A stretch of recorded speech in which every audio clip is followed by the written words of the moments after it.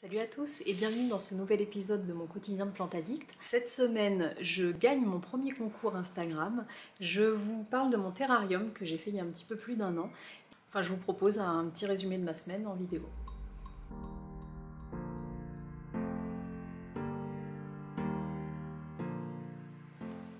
Salut à tous! Alors aujourd'hui, je suis trop contente, stressée, hyper pression, mais trop contente. J'ai reçu le cadeau du concours Instagram que j'ai gagné sur la page d'Hugo. Alors, trop contente, vraiment trop contente, parce que cette plante, c'est la toute première que j'ai voulu. Quand j'ai commencé à découvrir ce monde-là de plantes addictes, et donc des plantes un petit peu moins communes que les pothos et tout ce que j'avais, je suis tombée sur une image, et c'est vraiment la plante qui m'a fait rêver en premier. C'est cette plante-là qui a fait que je commence à me renseigner un petit peu sur le reste. Et voilà, parce qu'elle est vraiment particulière, parce que enfin, elle sort vraiment de l'ordinaire. Donc cette plante, c'est la Stéphania erecta. Et c'est ce que j'ai gagné. Donc je suis trop contente. Je disais à mes copines quand j'ai commencé tout ça là, à m'intéresser à la folie des plantes, le jour où je m'y connais bien, je m'offre une patate. Elle est là. Alors vraiment, je suis trop contente. Alors déjà, je suis trop contente d'avoir gagné un concours, parce que ça, c'est le truc qui me paraissait... Enfin, c'est bête à dire, mais j'avais l'impression qu'on gagnait jamais, donc j'hésitais même à participer au concours. Et puis voilà, donc je vous le dis, jouez, on gagne des concours. J'étais en train de regarder le tirage au sort là, avec un logiciel où on voit tous les noms défiler, ça s'est arrêté sur mon nom, je comprenais pas ce qui se passait. Je réalisais pas. Donc vraiment, je suis trop contente. Et puis alors le lot... Voilà, donc ça c'est la partie trop contente. La partie stressée, pression, c'est parce que ça c'est pas une plante simple et que moi je débute quand même, donc j'ai quand même peur de mal faire les choses. Donc je me suis renseignée, Hugo m'a bien briefé et puis voilà, on va croiser les doigts. J'ai deux copines, donc Jessica et Steph, qui ont une Stéphania erecta. En fait avant je vivais par procuration l'aventure Stéphania erecta sur leur compte. Maintenant je vais vivre ça chez moi. Mais voilà, un petit peu la pression quand même, donc on verra. Je vais vous mettre une petite image de ce que ça donne. Voilà, donc faites vos prières, vos danses de la pluie, portez-moi bonheur, croisez les doigts avec moi et je vous donnerai des nouvelles. J'espère que ça sera des bonnes nouvelles. L'aventure Stéphania erecta commence bientôt. Salut à tous! Alors aujourd'hui je voulais vous montrer mon terrarium. Donc je l'ai fait l'année dernière à la sortie du confinement, donc je pense vers le mois de juin. Voilà, ça fait pas encore 1 an. Et puis ça a bien poussé depuis. Donc, je vais vous montrer tout ce que j'avais choisi. Et puis je vais faire une petite bouture. Donc j'avais mis un petit lit de gravier, du terreau, de la pouzzolane. Alors là c'était plus pour le côté décoration. Et puis donc, de la mousse, une fougère, une petite fougère qui n'a pas beaucoup poussé d'ailleurs. Je pense que c'est celle qui a le moins poussé là-dedans. La mousse qui me fait des pousses tout en hauteur. Donc ça je pense que c'est parce qu'elle manque de lumière. En fait cette composition elle est dans un endroit où il y a un mur ici derrière et un mur sur le côté, voilà, comme ça. Et donc ça c'est la partie qui est la plus exposée, là où ça se plaît le plus. Et à mon avis la mousse manque un petit peu de lumière, c'est pour ça qu'elle monte comme ça. Bon, moi je la laisse tranquille, voilà. Ça je pense que c'est un phytonia maintenant. Et au milieu un palmier. Alors ça à mon avis c'est la moins bonne idée que j'ai eue. Le phytonia a beaucoup poussé depuis que j'ai fait ce terrarium. Le palmier aussi, mais par contre la réflexion, en fait à l'origine je voulais quelque chose qui monte, voilà, pour rappeler un petit peu cette cheminée. Je trouvais ça joli, c'était esthétique, il frôlait à peine le haut, sauf que maintenant, on va ouvrir, il est complètement écrasé sous le bocal. Et voilà, il pousse comme ça. C'est pas top. Je pense que c'était pas la meilleure idée que j'ai eue, sauf que maintenant l'enlever pour le changer c'est un petit peu compliqué, il faudrait peut-être que je le fasse. Je vous raconte une petite anecdote sur ce terrarium. En fait j'ai eu une invasion de scarides, donc de moucherons de terreau, pendant le confinement. Je pense que je m'ennuie un petit peu et que j'ai trop arrosé mes plantes. Alors j'en avais beaucoup moins que maintenant, mais j'avais quand même des grosses plantes comme le gros palmier, etc. Et en fait j'ai eu beaucoup de moucherons d'un coup. On a eu beaucoup de mal à s'en débarrasser.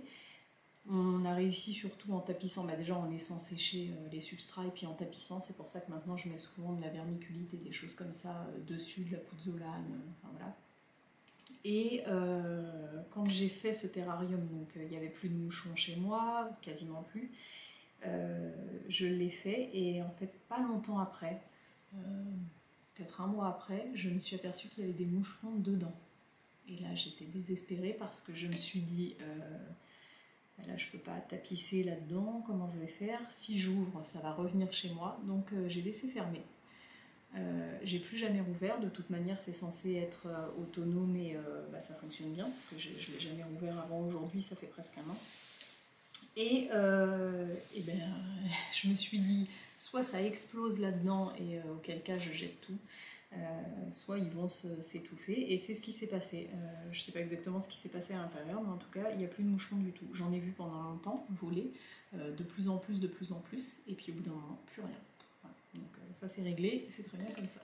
Voilà, donc je vais faire la petite bouture. Donc ce qu'on m'a expliqué, c'est qu'il ne faut pas que les plantes touchent le rebord. Donc là de toute manière une coupe s'imposait, donc ça tombe très bien, je vais pouvoir offrir une bouture. Donc là je vais la prendre ici. Toc.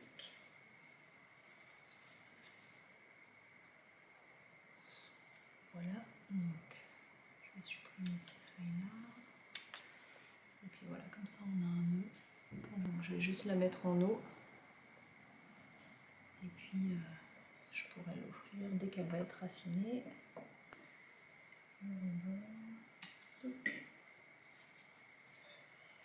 voilà.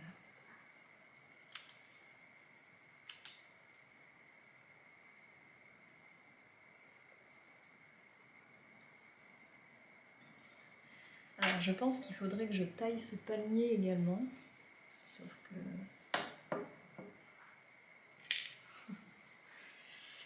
je ne sais pas trop comment m'y prendre.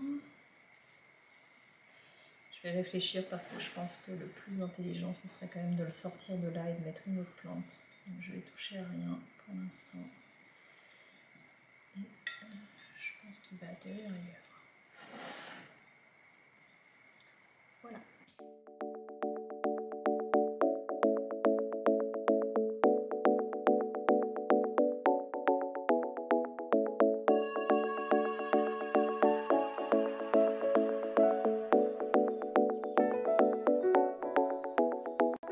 Là, on plante les graines d'Annone. Et l'autre ici, hein? Non, sur le même. Super. Et maintenant, non, maintenant on le recouvre. On met ça dessus. Et voilà. Et maintenant, on va faire les graines de Kumquat. kumquat.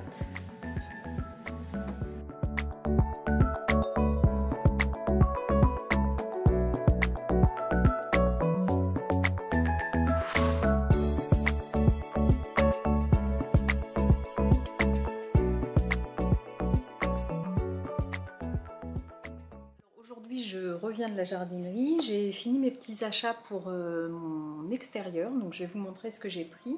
Alors, pour commencer, j'ai pris un petit géranium blanc. Donc ça, faut savoir que c'est un peu une plante de mamie, les géraniums. Mais alors moi, j'adore. Et particulièrement les blancs et les rouges, rouges bien pétants. C'est des plantes que j'avais quand j'étais en région parisienne, qui étaient magnifiques et qui ici brûlent. J'arrive pas à les garder, donc je vais essayer de lui trouver une place à l'ombre. J'espère que c'est pas aussi la chaleur qui les fait... Alors ils meurent pas, mais bon, ils sont pas beaux, ils sont tout rabougris. Bon voilà, j'ai essayé 2 fois déjà, c'était pas top, mais ils étaient au soleil. Donc là, je vais essayer de le mettre à l'ombre, on verra. Enfin, en tout cas, je le trouve trop beau. Ensuite, achat beaucoup plus adapté à ma région. J'ai pris du Lithodora. Donc ça, je connaissais pas, c'est une plante vivace méditerranéenne. J'ai adoré les petites fleurs bleues. Faut savoir que moi, je suis pas trop bleue de manière générale, mais là, vraiment, celle-ci m'a plu. Et puis, je me dis, enfin, j'espère que c'est quelque chose qui va cascader un petit peu. C'était pas noté, non, ça dit juste que ça supporte le manque d'eau. Voilà, donc je voudrais le mettre dans des petits pots suspendus. On va voir ce que ça donne. En tout cas, je sais que c'est quelque chose qui reste d'une année sur l'autre et qui supporte bien le climat ici. Voilà, donc le petit test, voilà. Si ça devient comme ça sera pas mal. Alors ensuite j'ai pris une plante, c'était pas noté, c'était juste marqué Pink Kisses, je pense que ce sont des œillets, en tout cas ça y ressemble, j'ai trouvé ça super mignon.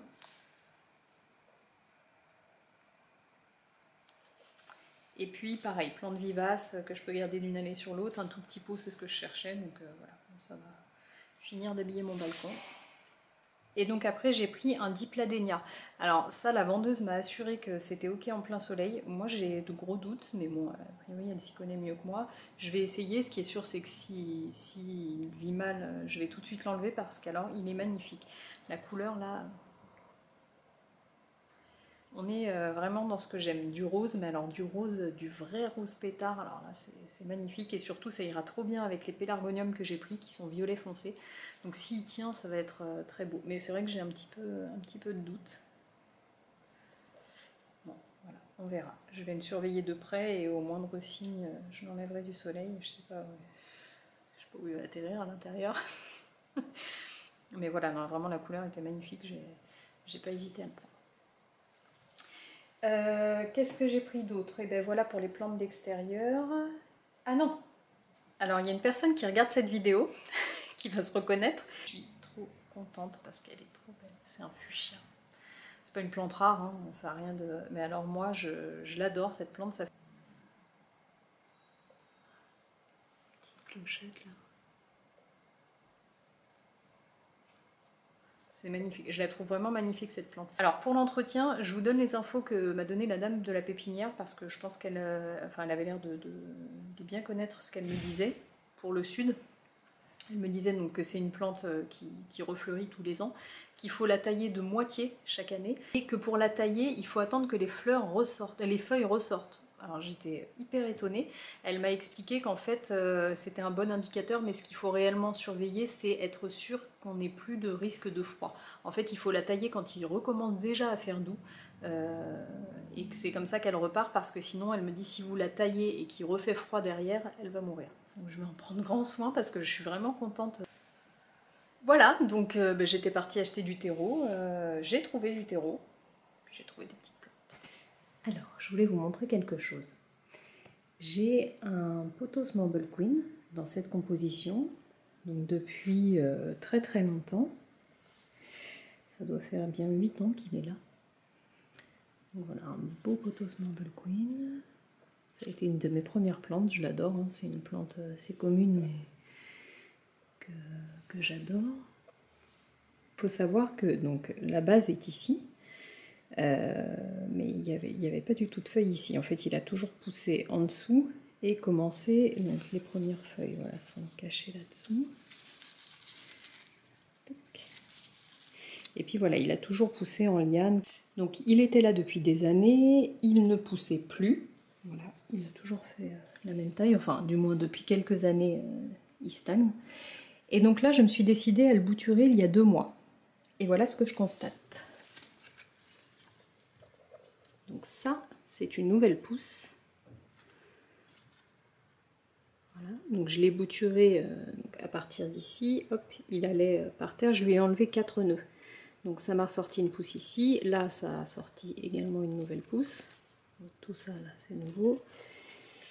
Hop, on en voit une autre juste là. Ici également. Voilà. Et j'ai 4 feuilles qui sont apparues ici, là, depuis 2 mois. Ça fait des années qu'il n'y avait rien eu ici. Il partait toujours sur le côté. Voilà. Donc j'aurais tendance à dire que comme pour nous, quand on va chez le coiffeur se faire couper les cheveux, le bouturage fait du bien aux plantes.